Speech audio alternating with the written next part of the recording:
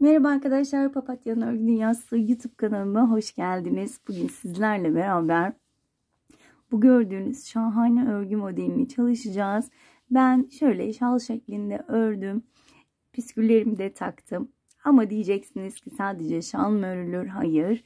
Çok güzel yelekler, hırkalar, bebek battaniyeleri, kırlentler, çantalar, sizler ne istiyorsanız onu örebilirsiniz. Yapımı oldukça kolay, çabuk ilerleyen bir model. Sadece sık iğne ve trabzanlardan oluşuyor. Ve bir günde bir atkı, bir şal yapabilirsiniz diye düşünüyorum. Benim kullandığım ip Alize Süperlana klasik ip kullandım. Batik bir ip kullandım. Ve hemen tığ numaramı göstermek istiyorum. 3 milim, 3 milimlik ve 5 numara tığ kullandım arkadaşlar. Şöyle yakından da göstermek istiyorum. Gerçekten çok hoş. Çift taraflı kullanabileceğiniz bir model. İki tarafı da aynı gözüküyor. O yüzden istediğiniz her şeyi rahatlıkla yapabilirsiniz.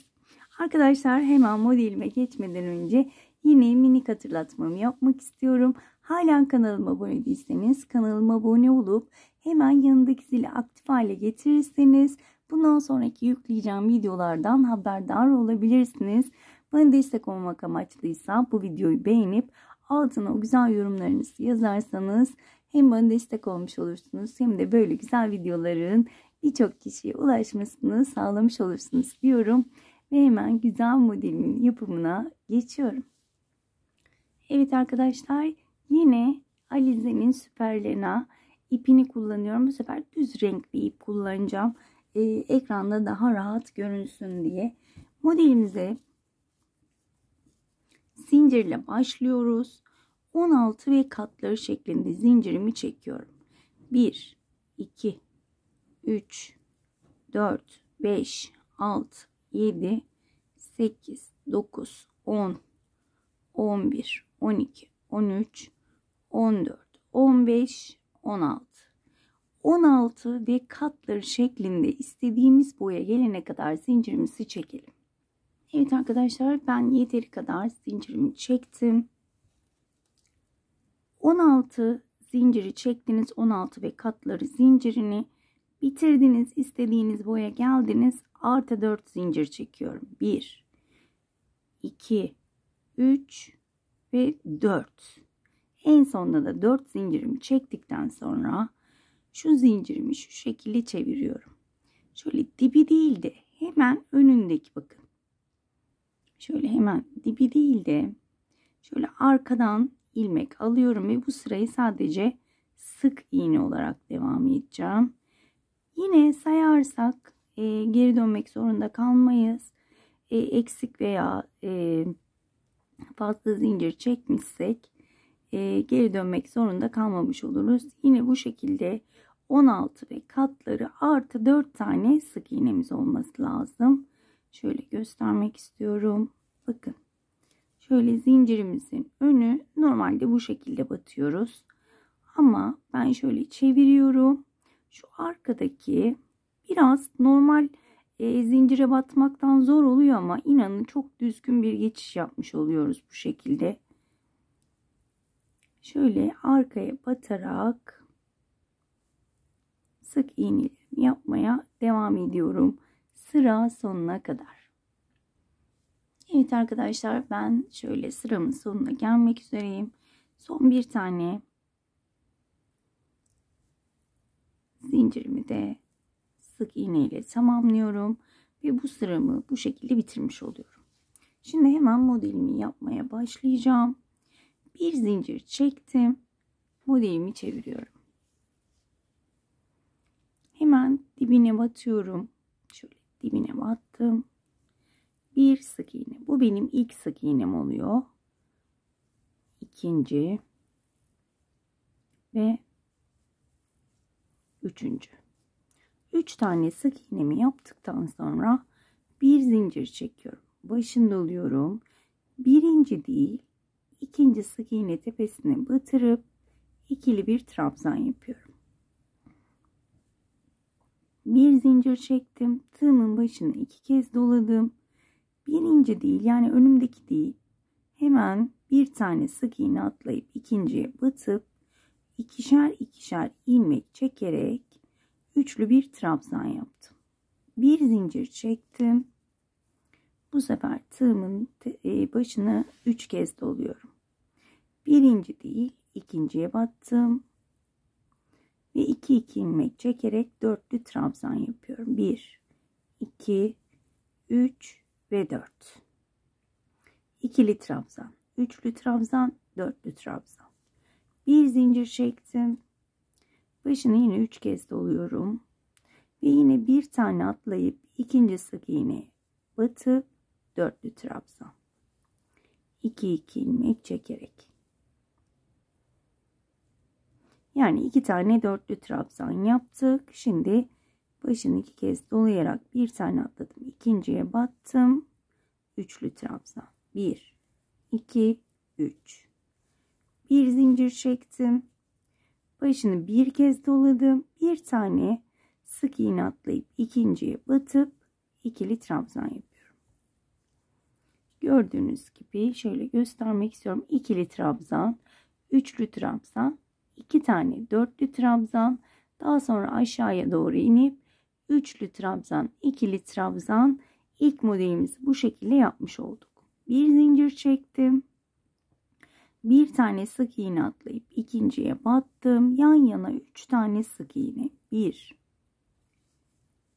2 ve 3. Şöyle göstermek istiyorum. Bir zincir ve yine aynı şekilde devam ediyorum. Başında bir tane atlayıp ikinciye battım. İkili trabzan. Aralara bir zincir atmayı unutmuyoruz. Yine üçlü trabzanımı yapıyorum. Az önce gösterdiğim gibi. İlkini gösterdiğim için bunu biraz hızlı yapıyorum. Başını 3 kez doladım. Şimdi dörtlü trabzan. Az önce yaptığımız modelin aynısını yapıyorum. Bir zincir çektim. Başını 3 kez doladım. Yine bir tane atlıyorum. İkinciye. 1, 2, 3, 4. Şimdi aşağı iniyoruz. Bir zincir. Ve başını 2 kez doladım. Birinciye değil ikinciye batıp üçlü trabzan. 1, 2, 3. Bir zincir. Başını bir kez doladım. Birinciye değil ikinciye batıp ikili trabzan. Bir zincir çektim. Bir sık iğne atlayıp ikinciye başını dolamadan batıp yan yana 3 tane ikili sık iğne yapıyorum. Pardon. Gördüğünüz gibi ikinci modeli de bitirdim. Bir zincir çekerek aynı modele devam ediyorum. Yani size 3 modellik göstereceğim. Yine aynı şekilde ilerliyorum. İkili, üçlü trabzan aralara bir zincir çekerek dörtlü trabzanlara geldim. Burada kafanız karışmaması için kesmek istemedim açıkçası. Ve şöyle 2 modelde göstermek istemedim ki istediğiniz kadar uzun ördüğünüzde geçişleri kolayca yapabilmeniz için. Bir zincir çektim. Üçlü trabzanımı yapıyorum. Tabii ki bir tane hepsinin aralarına boşluk bırakarak bir zincir, yine bir tane boşluk bırakıyorum ve ikili trabzanımı yaptım. Bir zincir çektim. Bakın bir tane atlıyorum. İkinciye battım. 1, 2 ve 3 tane sık iğnemi yaparak bitirdim. Bakın bu şekilde istediğiniz uzunluğa gelene kadar örebilirsiniz. Burada bir zincir çektim. Modelimi çevirdim. Şimdi bir sıra yine sık iğne gideceğiz. İlk göze battım. 1, yanındakine battım. 2, yanındakine battım. 3. Şimdi buralara da sık iğne yapacağız. Boşluğun içine batıyorum. Bir sık iğne. Trabzan tepesine batıyorum. Bir sık iğne. Boşluk bir sık iğne. Trabzan tepesi bir sık iğne. Bu şekilde ilerliyoruz. bir boşluğa bir trabzan tepesine batarak sıra sonuna kadar devam ediyoruz. Bu şekilde. Evet. Daha önce de buna benzer bir model yapmıştık. Onu da çok beğenmiştiniz. Bu da hemen hemen ona benzer bir model. Ama tabii ki aralarında çok fark var. Gördüğünüz gibi hemen sık iğne bölümlerine geldim. Onları da tek tek batarak sık iğnelerimi yapıyorum. Burada başka bir işlemimiz yok arkadaşlar. Yine boşluk ve trabzan şeklinde sıra sonuna kadar devam edeceğiz. Evet arkadaşlar, sıra sonuna gelmek üzereyim. Hemen 3 tane son sık iğnemi de tamamlıyorum. Yine bir üst sırada modelimize geçeceğiz. Arkadaşlar modellerin üst üste gelmemesi lazım. O yüzden şöyle bir zincir çekip çevirdim. Bir sıra modelimizi yarım yapacağız. Bir sıra tam model yapacağız. Şimdi yarım modelimizi yapacağız. 2, 3, 4, 5, 6 tane zincir çektim. Tığımın başına yine 3 kez doluyorum. Bir tane atlayıp ikinciye batıp dörtlü bir trabzan yapıyorum. 2, 2, 2, 2 çekerek dörtlü trabzanımı yaptım. Araya bir zincir çektim. Başını 2 kez doladım. Yine bir tane atlayıp ikinci sık iğneye batırıp üçlü trabzanımı yapıyorum. Bir zincir çektim. Başını bir kez doladım. Bir tane sık iğne atlayıp ikinciye battım. İkili trabzan yaptım. Buraya yarım modelimizi yapmış olduk. Bir zincir çekiyorum. Bir, ikinciye battım. Ve yan yana 3 tane sık iğne. 2 ve 3. Gördüğünüz gibi şöyle yarım modelimizi tamamlamış olduk. Bir zincir çektim ve yine normal modelimi yapıyorum artık, tam modellerimi. Bir kez doladım, bir tane atlayıp ikinciye batıp ikili trabzan, bir zincir, yine bir tane sık iğne atlayıp başını tabii ki 2 kere dolayıp üçlü trabzanımı yaptım. Bir zincir, başını 3 kez doladım. Yine bir tane sık iğne atlayıp dörtlü trabzan. Bir zincir, başını 3 kez doladım ve devam ediyorum. Buralarını zaten görmüştük, o yüzden birazcık hızlı yapıyorum buraları.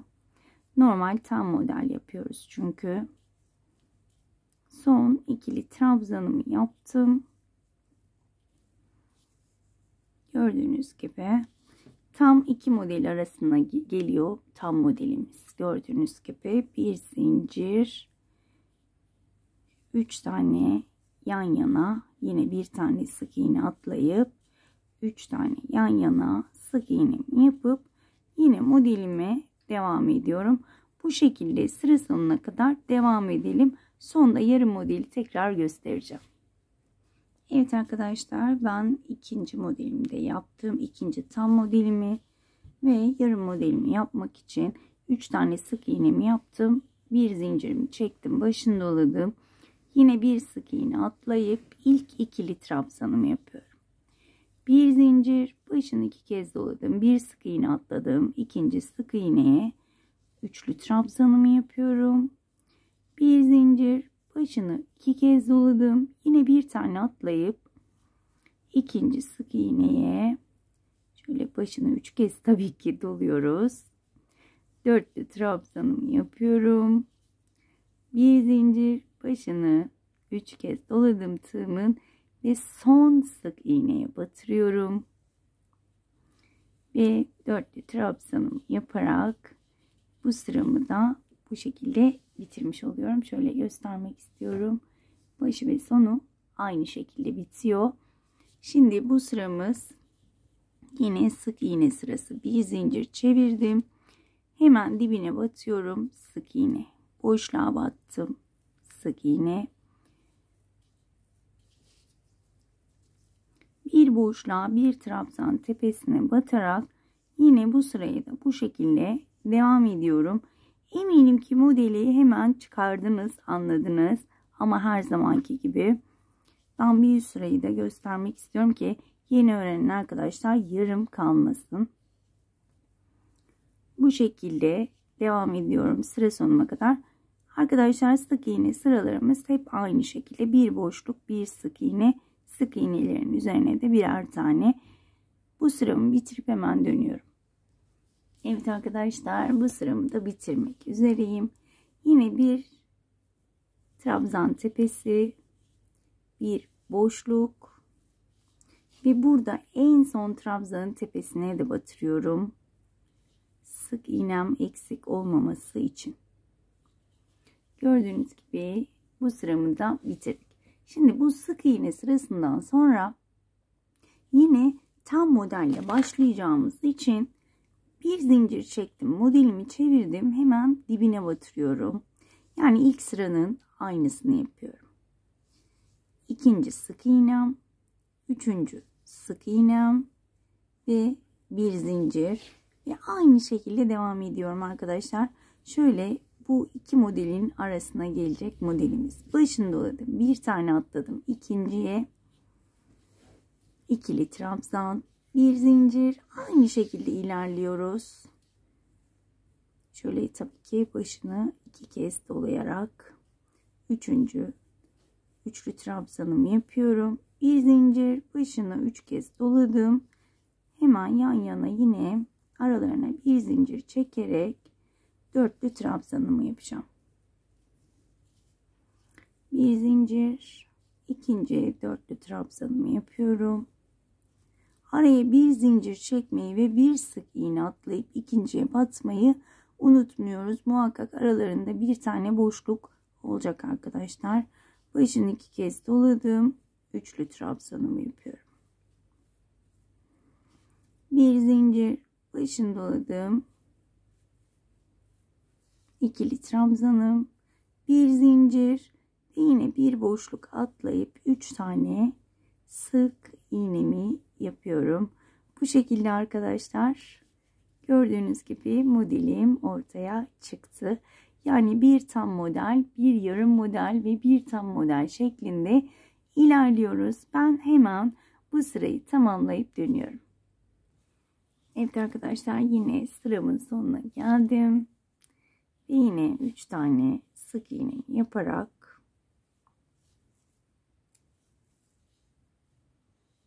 bitiriyorum. Evet.